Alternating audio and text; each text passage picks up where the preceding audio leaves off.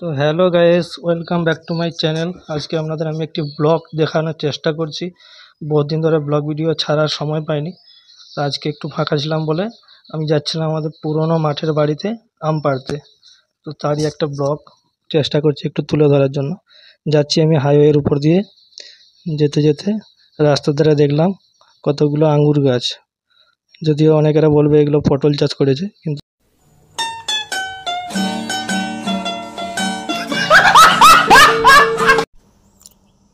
তো ফাইনালি আমি বাড়ি পৌঁছে গেলাম। বাড়ি পৌঁছাতে দেখছি আমার জন্য পাথর বিছিয়ে রাস্তা সব তৈরি করে রেখেছে, পাকা রাস্তা। আর সামনে গিয়ে দেখতে পাই আমার সেই দারোয়ান, ছাগল দারোয়ান দাঁড়িয়ে আছে। সে আমাকে ওয়েলকাম জানিয়ে, চলুন স্যার আপনাকে আম গাছটা দেখিয়ে দিই বলতে বলতে আমাকে এগিয়ে নিয়ে চলে গেল। এরপর আমি সেই দারোয়ানের কথায় আম গাছ দেখতে পেলাম, এবং আম গাছ দেখতে পেয়ে দেখি ও বাবা, এ তো আমার থেকে অনেক লম্বা। এখানে কোনো পাথরও দেখতে পাচ্ছি না, কোনো লোগাও নেই, কিছুই নেই।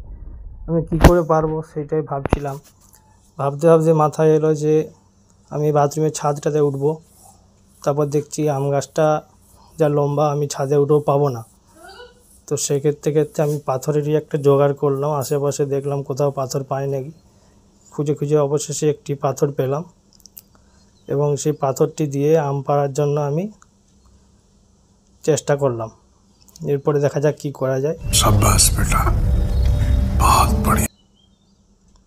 তো তারপরে ফাইনালি আমি পাথর দিয়ে আম পাড়তে সক্ষম না হওয়ায় একটি লগা ম্যানেজ করলাম।